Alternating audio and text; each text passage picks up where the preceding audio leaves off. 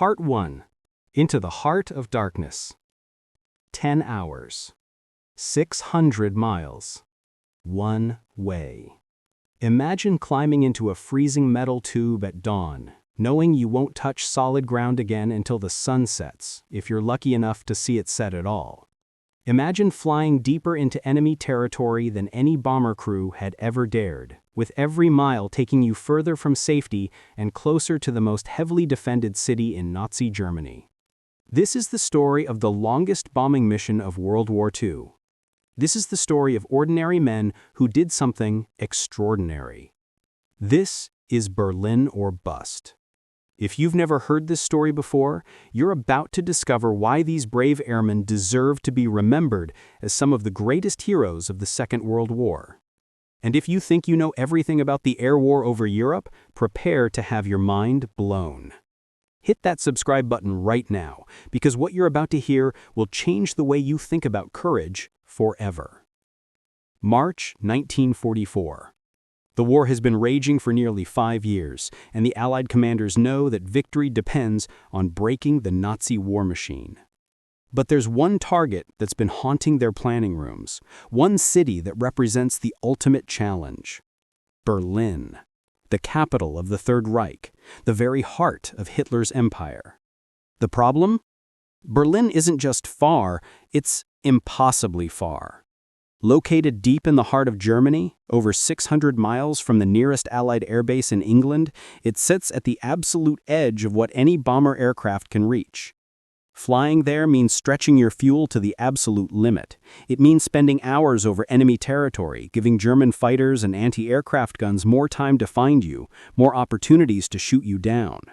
Previous raids on Berlin had been costly, devastatingly so. Crews called it the Big City. And they didn't say it with affection. They said it with the kind of grim respect you give to something that kills your friends. But in early 1944, RAF Bomber Command and the United States 8th Air Force made a decision that would test the limits of human endurance and mechanical capability. They would launch a sustained campaign against Berlin, and they would keep going until either the city was destroyed or they ran out of airplanes and men willing to fly them. The American daylight raids on Berlin would become legendary for their brutality. Unlike the RAF, which bombed at night, the Americans believed in precision daylight bombing. This meant flying in broad daylight, in massive formations, without the cover of darkness to hide them from enemy fighters and flak. Let me paint you a picture of what this actually meant for the young men barely out of their teens who volunteered for these missions. You wake up at 0300 hours. It's still dark, still cold. Someone shakes your bunk and tells you there's a mission today. You already know it's going to be rough because they woke you this early. The easy missions, the milk runs to France, those briefings happen later. You stumble to the mess hall, try to force down some powdered eggs and coffee that tastes like diesel fuel. Around you, other crews are doing the same thing. Nobody's talking much. Everyone's thinking the same thing. Is this the day my luck runs out? Then comes the briefing. You walk into a room filled with other airmen, the air thick with cigarette smoke and tension. At the front of the room there's a map of Europe covered by a curtain. This is the moment of truth. When that curtain pulls back, you'll know where you're going. You'll know if you're probably coming back or probably not. The intelligence officer pulls the curtain, and there it is. A red ribbon stretching from England, across the North Sea, across Holland, across Germany, all the way to Berlin. The room erupts. Some men curse, some men just stare. Everyone knows what this means. 600 miles there, 600 miles back, 10 hours in the air, maybe more if you hit headwinds. 10 hours in a machine that's basically a flying fuel tank with bombs strapped underneath. The briefing continues. You learn about the target, some factory or rail yard in Berlin. You learn about the fighter escort, how far they can go with you before they have to turn back because they don't have enough fuel. You learn about the flak concentrations, the predicted German fighter response, the weather. And then you learn the most important thing. You're going to be carrying maximum fuel and maximum bomb load. This means your plane will be so heavy at takeoff that you will use every inch of runway and then some. This means if you lose an engine on takeoff, you're not going to make it. This means you're flying an overloaded, underpowered bus into the most dangerous airspace on Earth. Now, let's talk about the aircraft that made these missions possible: the B-17 Flying Fortress and the B-24 Liberator. These weren't just machines, they were the most sophisticated technology of their era, pushed to their absolute limits. The B-17, with its distinctive profile and reputation for toughness, could carry 4,000 to 8,000 pounds of bombs depending on the mission distance. For Berlin, they'd be carrying closer to 4,000 because every pound of bombs meant every pound less of fuel, and fuel was life. These aircraft had a theoretical range of about 2,000 miles, but that was under ideal conditions, flying at economical speeds at optimal altitude. Berlin missions required flying in formation, which meant matching speeds with dozens of other aircraft, some of which were damaged or struggling. It meant combat maneuvers. It meant burning fuel faster than planned. Every crew member knew the math. Berlin was right at the edge of possible. There was no margin for error. If you encountered stronger headwinds than forecasted, if you had to take evasive action that burned extra fuel, if you got lost and flew extra miles, you might not make it home. You'd end up ditching in the North Sea or crash landing in occupied Europe. Let me introduce you to some of the men who flew these missions, because this isn't just a story about machines and tactics. This is a story about human beings. Lieutenant Robert Rosie Rosenthal was one of the most celebrated pilots in the 8th Air Force. By the time the Berlin mission started, he'd already survived more combat missions than most crews ever flew. He was known for bringing his crews home, even when his aircraft was shot to pieces. On one Berlin mission, Rosie's B-17 took heavy flak damage over the target. The No. 3 engine was knocked out completely, trailing smoke. The No. 4 engine was running rough, threatening to quit at any moment. The aircraft was losing altitude, falling behind the formation, becoming an easy target for German fighters. Any other pilot might have given the order to bail out over Germany, taking his chances as a POW rather than risk flying a crippled bomber back to England. But Rosie looked at his crew, young men who trusted him with their lives, and he made a decision. We're going home, boys. For 3 hours, they nursed that dying bomber across Germany, across Holland, across the North Sea. The crew threw out everything that wasn't bolted down to reduce weight: ammunition, equipment, even their personal belongings. They flew at treetop level to conserve fuel, making themselves vulnerable to ground fire, but having no other choice. When they finally crossed the English coast, they were flying on fumes. The engines were sputtering. Rosie aimed for the first airfield he could find and brought that B-17 in for an emergency landing. When they finally stopped rolling and the crew climbed out, they found over 200 holes in the aircraft. Maintenance crews couldn't believe it had stayed in the air. That was just one mission. Rosie flew multiple Berlin raids. Each time he brought his crew home. Then there was Staff Sergeant Benjamin Ben Drew, a ball turret gunner. For those who don't know, the ball turret was perhaps the most terrifying position on a B-17. It was a plexiglass sphere mounted underneath the bomber, barely large enough for a small man to curl up inside with his twin machine guns. You couldn't wear a parachute in the ball turret. There wasn't room. If the aircraft was going down and the turret mechanism jammed, you went down with it. Ben flew his first Berlin mission in March 1944. He was 19 years old. Years later, he described the experience. The flak over Berlin was so thick you could walk on it. Black puffs of smoke filled the sky in every direction. Each one represented an 88mm shell that could tear your airplane apart. The noise was incredible, even inside the turret. Every explosion felt like someone punching the aircraft. But it wasn't just the flak that terrified the crews. It was the German fighters. The Luftwaffe knew that Berlin was the ultimate target, and they defended it with everything they had. Experienced fighter pilots, flying some of the best aircraft of the war, would attack the bomber formations with a ferocity born of desperation. They knew that if the Allies could bomb Berlin with impunity, the war was lost. The standard German fighter tactics were designed to break up the tight defensive formations that American bombers flew in.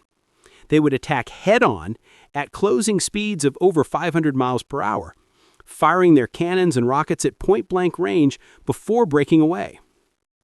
The bombers couldn't maneuver much in formation, so they had to fly straight and take it, relying on their gunners to shoot back.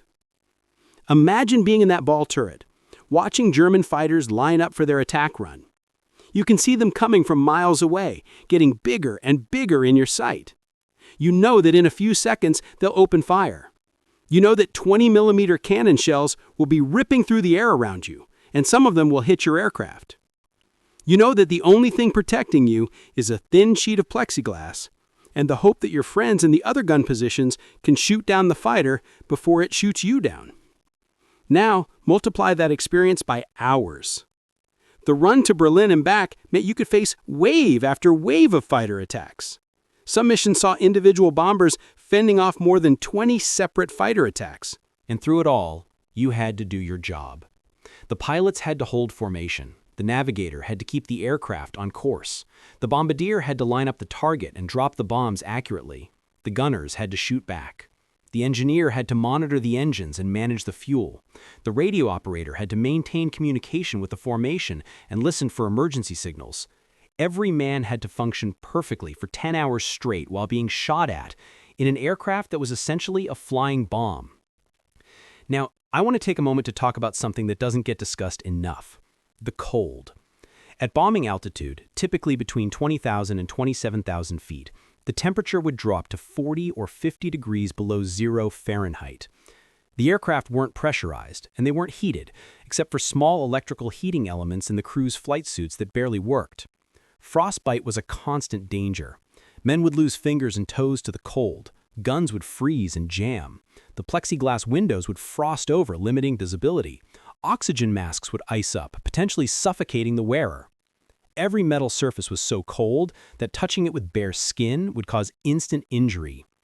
Crew members had to perform complex tasks while wearing heavy leather jackets, heated suits, oxygen masks, throat microphones, and thick gloves.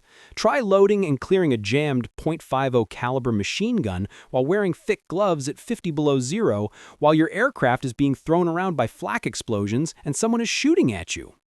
These men did it. Mission after mission after mission. The first large-scale American daylight raid on Berlin took place on March 4, 1944. Over 500 heavy bombers launched from bases across England, climbing into formation in the cold dawn air.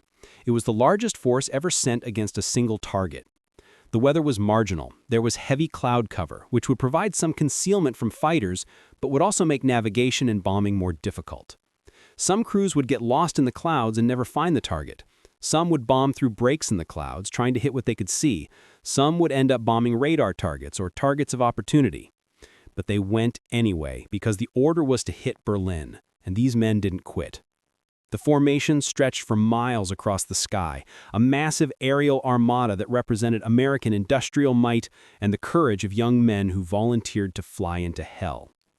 Each bomber was flying so close to the next that a sudden move could cause a mid-air collision. Each aircraft carried 10 men and enough high explosives to level a city block. As they crossed the Dutch coast, the first fighters appeared. FW-190s and BF-109s, the pride of the Luftwaffe, began making their attack runs. The sky filled with tracers and cannon fire. Bombers began to fall, trailing smoke and fire, their crews bailing out if they were lucky, going down with the aircraft if they weren't. The German fighters would continue to harass the formation all the way to Berlin and all the way back, breaking off only when they ran low on fuel or ammunition, only to be replaced by fresh fighters from other bases. And then came the flak. Berlin was protected by over 1,000 anti-aircraft guns, from small 20mm guns to massive 128mm guns that could reach any altitude the bombers could fly. The Germans had developed a sophisticated radar-guided fire control system that could track incoming bombers and direct concentrated fire against them. As the formation approached the city, the flak began. The sky turned black with bursting shells. Each explosion created a cloud of shrapnel that could shred aluminum and flesh with equal ease. The noise was deafening, even inside the aircraft, a constant hammering that made it impossible to think. Pilots had to fly straight and level through the flak so the bombardiers could line up their targets. This was the worst part, knowing that you couldn't maneuver, couldn't take evasive action, had to just fly into that wall of exploding metal and hope your number didn't come up. Bombers began to take hits. Some exploded instantly, disintegrating in massive fireballs that left nothing but debris falling from the sky. Others were mortally wounded, but kept flying for a few more seconds or minutes before breaking apart or spinning out of control. A few, incredibly, absorbed tremendous damage but stayed in the air, their crews fighting to control them. Through it all, the bombardiers worked their Norden bomb sights, making tiny adjustments to account for wind and altitude and aircraft speed. When the moment was right, they pressed the button. Bomb bay doors opened, thousands of pounds of high explosives fell toward the target below. And then finally, they could turn for home. But the mission wasn't over. It was only half over. They still had to fly 600 miles back, still had to fight off the fighters, still had to nurse their damaged aircraft back to England, still had to land with partial crews and failing engines and structural damage that made every mile a gamble. Some didn't make it. Some ran out of fuel over the North Sea and ditched, their crews floating in life rafts in freezing water, hoping for rescue before hypothermia or exposure killed them. Some crashed on landing, too damaged to be controlled, adding to the casualty list even on home soil. Some landed safely only to discover that crew members had been killed by flak or fighters during the mission, their bodies still strapped into their positions. The men who did make it back would climb out of their aircraft, exhausted beyond description, and walk to the debriefing room where intelligence officers would question them about what they saw, what they hit, what enemy tactics they encountered. Then they'd eat something, maybe have a drink to calm their nerves, and try to sleep, knowing they might have to do it all again tomorrow. This was the reality of the Berlin missions. This is what these young Americans, barely old enough to vote, volunteered to do. They knew the odds, they knew the risks. They went anyway because they believed in something bigger than themselves. They believed in freedom. They believed in defeating tyranny. They believed in their duty to their country and to their brothers in arms. In Part 2, we're going to dive deep into the most harrowing missions to Berlin, the incredible stories of survival and sacrifice that emerged from this campaign, and the tactical evolution that would eventually allow the Allies to bomb Berlin with devastating effectiveness. You'll hear about the mission where an entire bomber group was nearly wiped out, about the pilot who flew his burning bomber away from a populated area before bailing out, and about the day that the Luftwaffe threw everything they had at the American bombers in one desperate attempt to stop the raids. Don't miss it. Make sure you're subscribed and hit that notification bell, because the next chapter of this story is even more incredible than what you've just heard. Part 2. Through Hell and Back.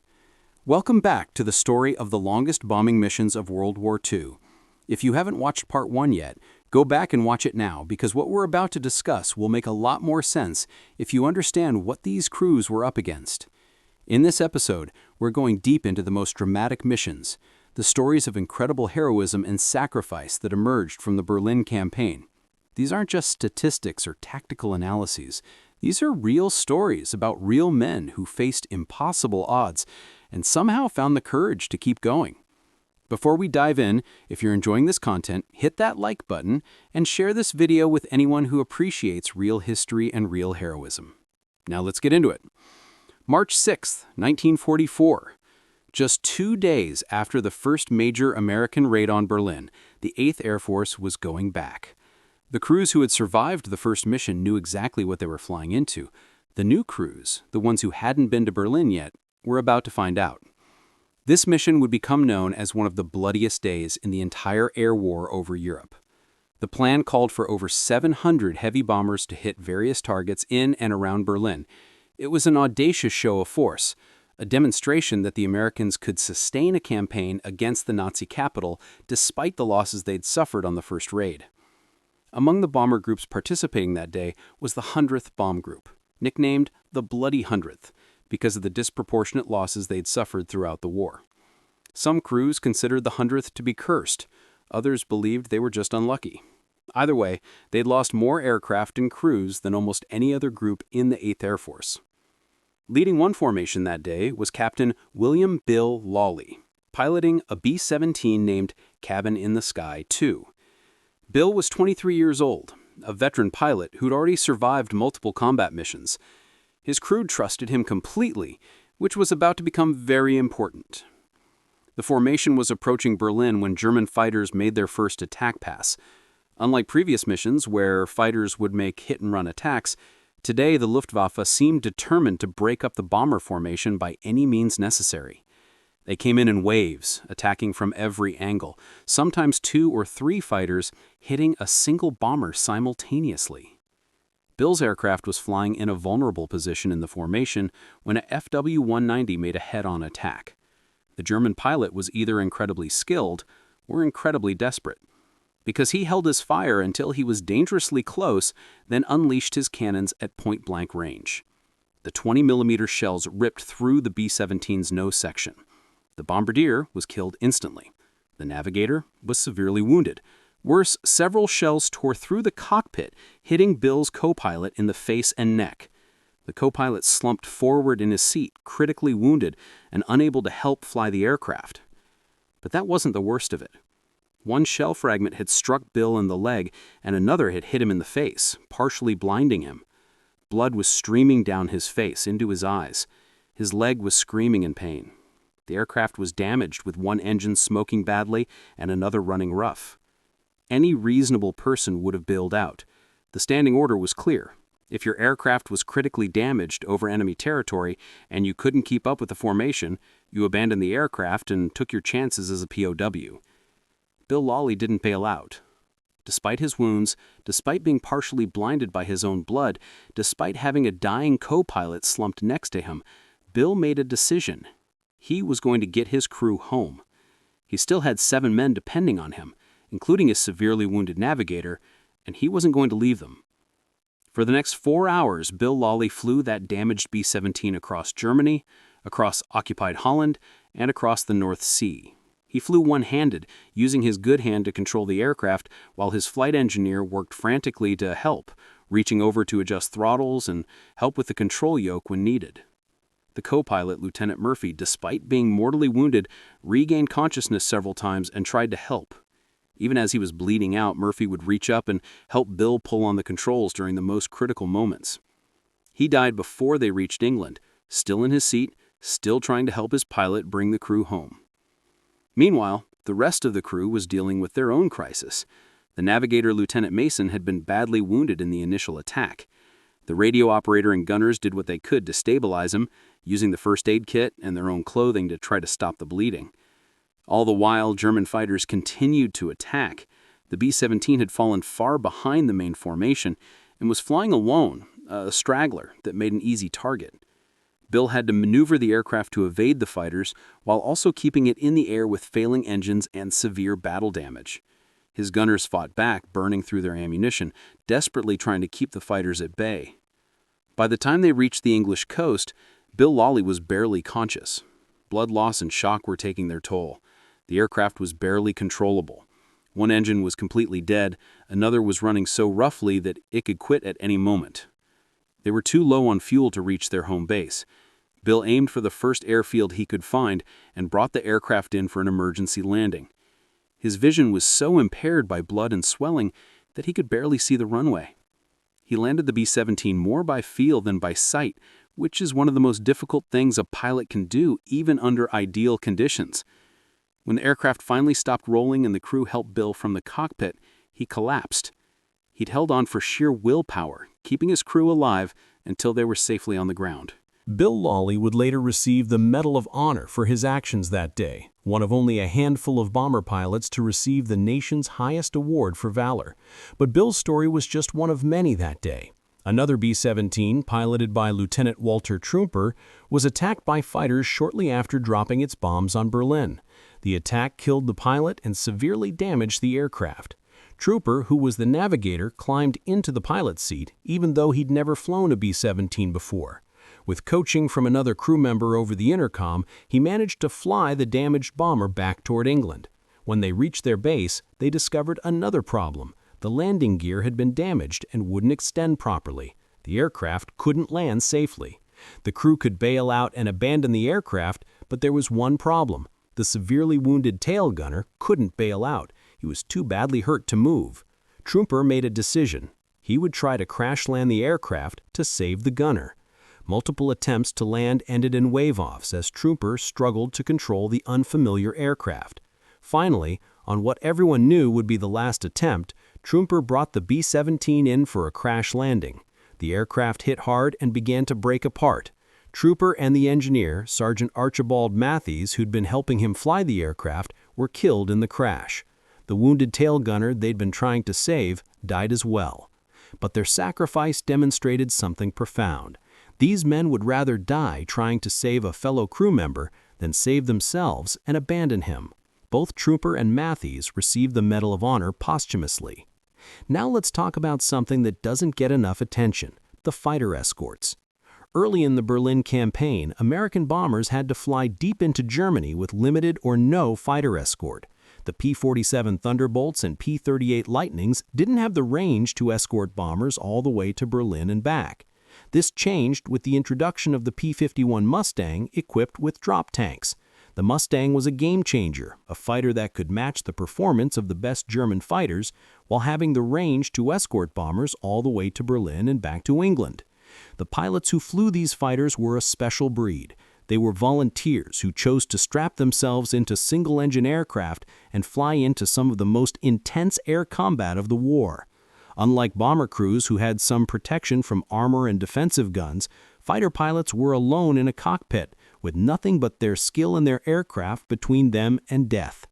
Captain Don Gentile was one of the most successful American fighter pilots in Europe.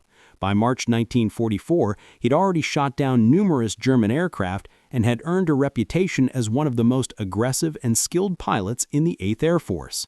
On one Berlin escort mission, Gentile's squadron encountered a large formation of German fighters setting up to attack the bombers. Gentile didn't hesitate. He led his flight directly into the German formation, breaking up their attack and engaging them in a wild dogfight. In the swirling aerial combat that followed, Gentile shot down 3 German fighters in a matter of minutes.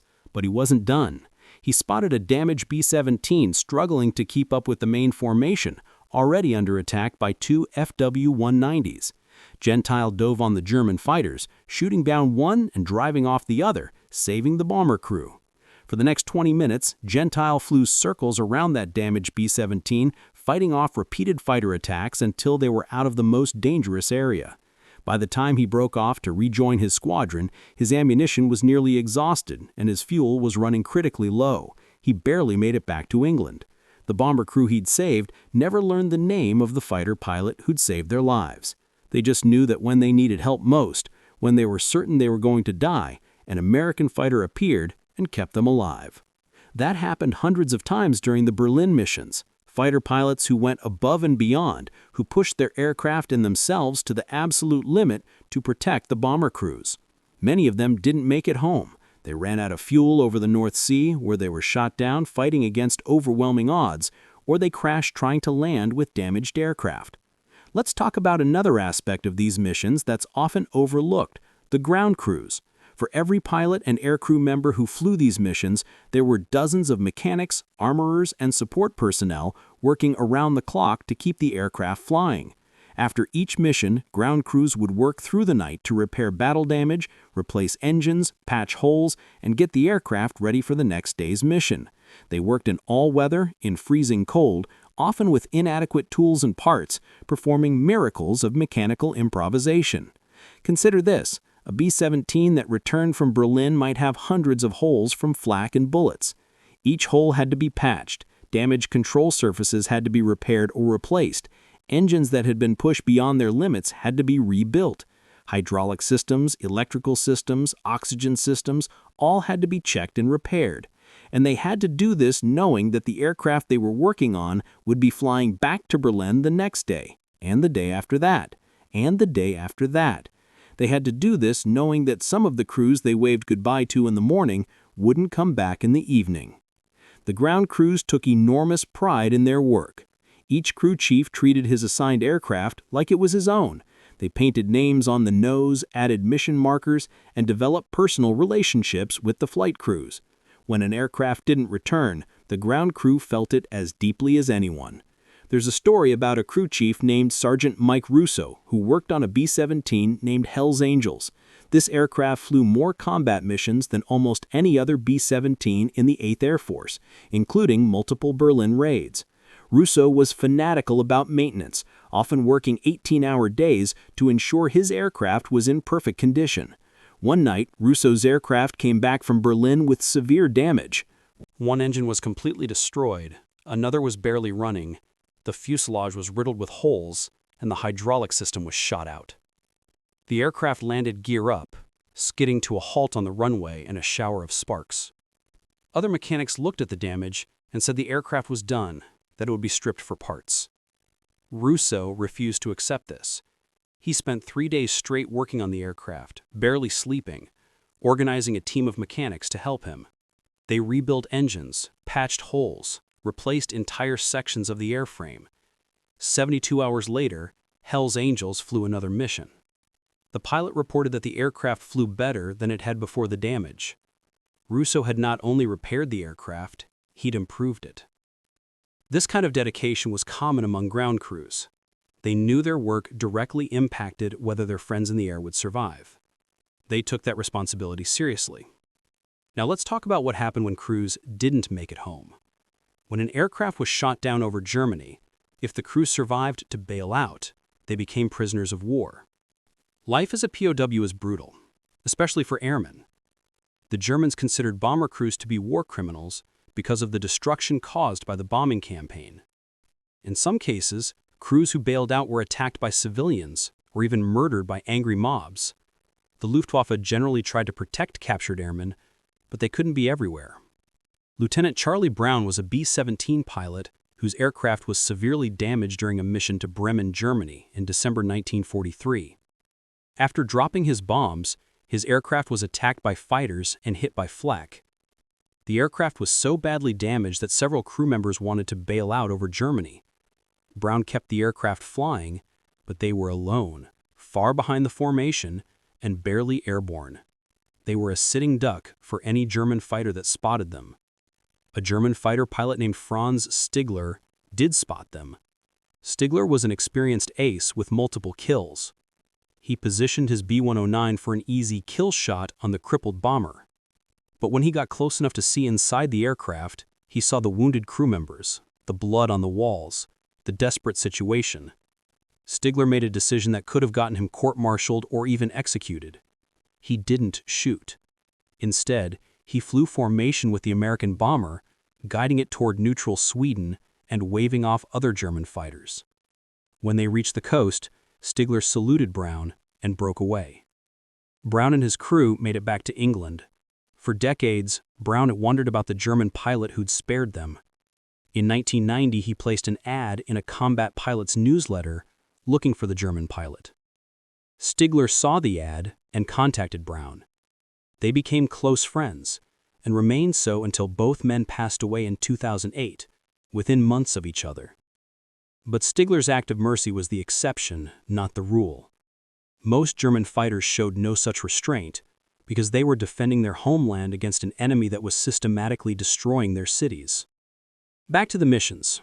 By late March 1944, the Americans had conducted multiple large-scale raids on Berlin.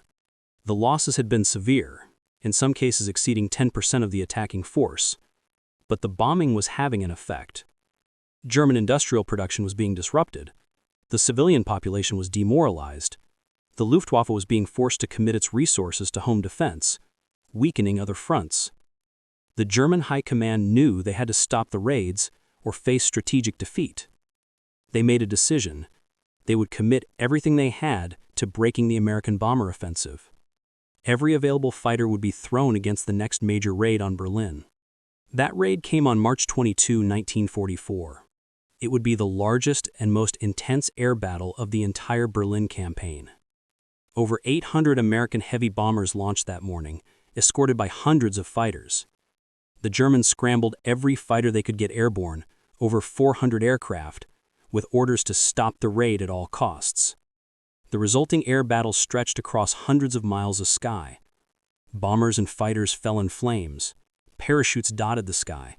Radio channels were filled with urgent calls for help, reports of fighters inbound, and final transmissions from dying crews. In one particularly intense engagement, a formation of B-17s from the 305th Bomb Group, found themselves under attack by over 50 German fighters simultaneously. The fighters came from every direction, some making frontal attacks, others attacking from the sides and rear, some even making vertical attacks from above and below. The bombers tightened their formation, each aircraft's gunners providing overlapping fields of fire to create a defensive box. But the German attacks were relentless.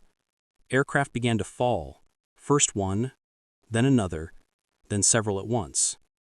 The lead aircraft, piloted by Major Albert Schauer, took a direct hit from a fighter's cannon.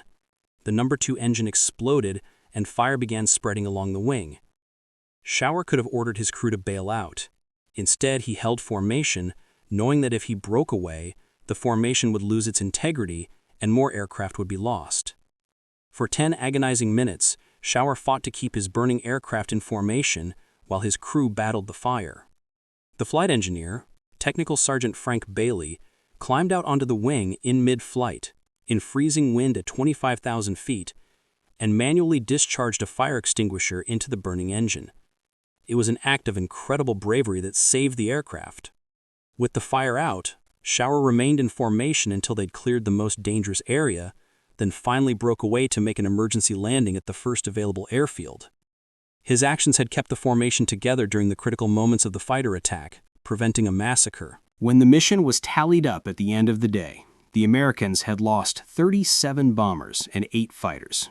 Hundreds of men were dead, missing, or captured, but they'd hit their targets. Berlin had been bombed again.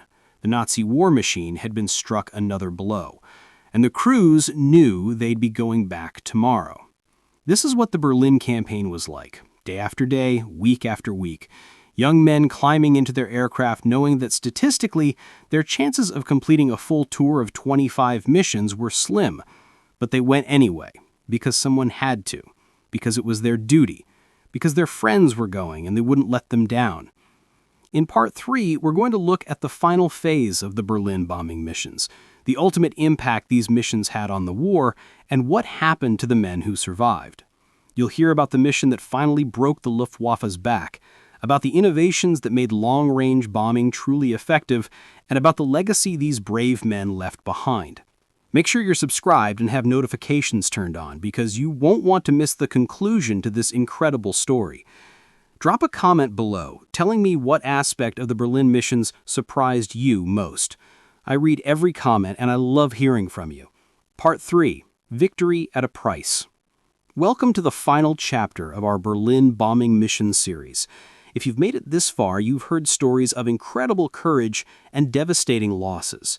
Now we're going to bring this story home and explore how these missions changed the course of the war. By April 1944, the strategic bombing campaign against Berlin had been underway for months. The 8th Air Force had flown numerous maximum effort missions, paying a terrible price, but they'd proven it could be done. Berlin, the city that Nazi propaganda claimed was impregnable, was being systematically destroyed. Factories producing tanks, aircraft, and ammunition were rubble. Rail yards supplying German armies were wrecked. The civilian population lived in fear, emerging each morning to find their city more damaged than before.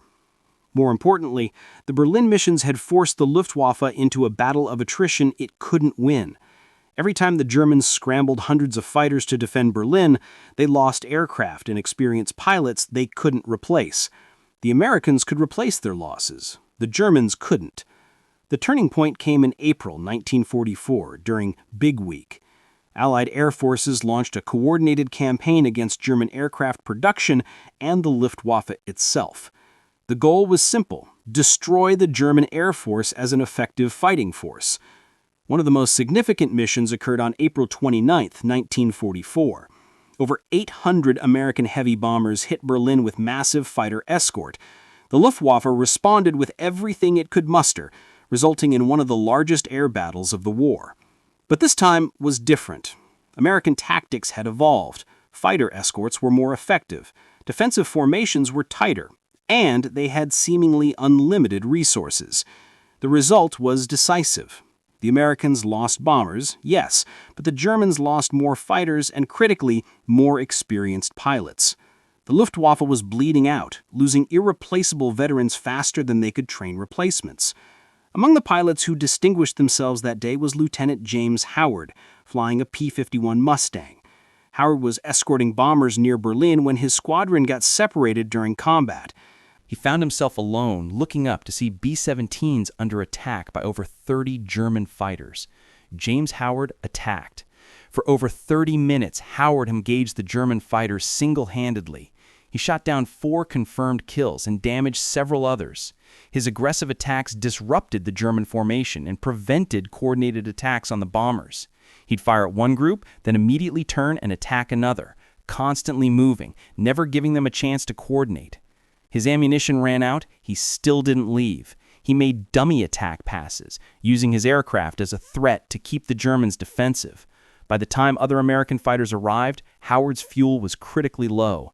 He'd stayed in combat longer than possible, stretching every drop through sheer willpower. He barely made it back to England. James Howard received the Medal of Honor.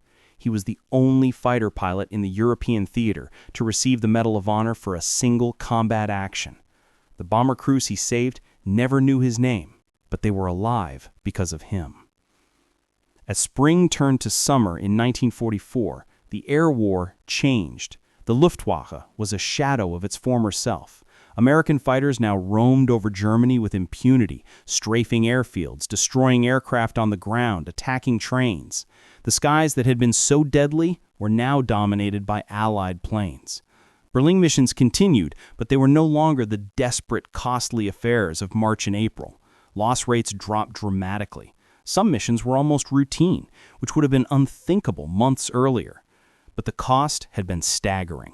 Between November 1943 and March 1944, the 8th Air Force alone lost over 2,000 heavy bombers. That's 20,000 highly trained crew members, dead, wounded, or captured. The RAF's losses were equally severe. Let me tell you about 909, a B-17 that flew more than 140 combat missions, including multiple Berlin raids, without losing a single crew member to enemy action. This was almost unheard of. Most B-17s didn't survive 25 missions. How? Skill played a part.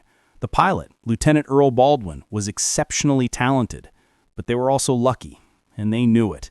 Every mission to Berlin, they understood their luck might run out.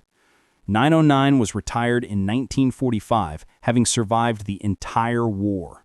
The crew went home to their families, carrying memories of friends who weren't as fortunate, of missions where they watched other bombers explode, of nights when they couldn't sleep. Many veterans struggled with what we'd now call PTSD. They'd lived through experiences no human should endure. Some coped better than others, but they didn't talk about it much. They were part of the greatest generation, men who did what needed to be done and went on with their lives without seeking recognition. The strategic impact of the Berlin missions remains debated by historians. Did strategic bombing shorten the war? Did it justify the cost? These are complicated questions. What's not debatable? These men did what their country asked, in the face of terrible danger, with courage that commands respect. They believed they were fighting for freedom, for democracy, for a world where tyranny couldn't triumph. They were willing to die for that belief. The liberation of Europe, the defeat of Nazi Germany, the freedom millions enjoy today, all purchased in part by the sacrifice of these bomber crews and their fighter escorts. By the time the Berlin campaign ended, the strategic situation had changed. D-Day opened a new front in June 1944. Allied armies advanced from the west, while Soviet forces pushed from the east. The Nazi Empire was collapsing. The bombing continued. Allied aircraft targeted oil refineries, transportation networks, and remaining industrial facilities with increasing effectiveness. Missions were still dangerous, but no longer the desperate struggles of the Berlin campaign's height. The war in Europe ended on May 8, 1945, with Germany's unconditional surrender. The men who survived came home to parades and celebrations. They were heroes. But for many, coming home was just the beginning of a different challenge. How do you return to normal life after what you experienced? How do you relate to people who can't understand? How do you sleep when you still hear the flak explosions? Some veterans found purpose in telling their stories, educating new generations. Others quietly built lives and careers, keeping their experiences private. all carried memories of friends who didn't come home, of missions that pushed them to absolute limits. Today, very few veterans of the Berlin missions are still alive. The youngest would be in their late 90s or over 100. Soon, there will be no one left who can tell these stories from personal experience. That's why it's so important we remember them, tell their stories, honor their sacrifice. These weren't supermen. They were ordinary people who did extraordinary things when circumstances demanded it. They were scared, they were young, but they had courage to climb into their aircraft day after day and fly into the most dangerous skies because it was their duty. The lessons of the Berlin missions resonate today. They remind us that freedom isn't free, that democracy must be defended, that tyranny must be opposed even at great cost. They remind us that ordinary people are capable of extraordinary courage when fighting for something bigger than themselves. They also remind us of war's terrible cost. Every bomber that fell represented 10 families receiving telegrams. Every crew member killed was someone who'd never graduate, never marry, never have children, never grow old. The victory was worth the sacrifice, but the sacrifice should never be forgotten. So, what can we learn from the Berlin missions? First, never underestimate what people can accomplish when united by common purpose. These men came from every state, every background. They were united by their commitment to defeating fascism and defending freedom. Second, leadership matters. The officers who planned these missions, the pilots who led formations through enemy fire, the commanders who inspired their men, they made a difference. Good leadership helps people achieve what they didn't think possible. Third, innovation and adaptation win wars. The Allies didn't just repeat the same tactics. They learned from mistakes, developed new approaches, created new technology like the P-51 Mustang, and evolved their strategy until they found what worked. Fourth, never forget the support personnel. For every crew member in the air, there were dozens on the ground making missions possible. Mechanics, armorers, intelligence officers, medics, and countless others. Victory requires everyone doing their part. And finally, remember that freedom must be defended. The men who flew the Berlin missions understood that if they didn't stop Nazi Germany, no one would. They understood that sometimes you must fight for what's right, even when it's dangerous, even when you're scared, even when the odds seem impossible. These men who flew the longest bombing missions of World War II, who faced 10 hours of combat in freezing aircraft over hostile territory, who watched their friends die and kept flying anyway, they deserve to be remembered. They deserve to have their stories told. They deserve our respect and our gratitude. So, the next time you enjoy your freedom, the next time you vote in an election, the next time you speak your mind without fear, remember that people fought and died to preserve those rights. Remember the crews who flew to Berlin and bust, who gave everything for a cause they believed in. Their sacrifice matters.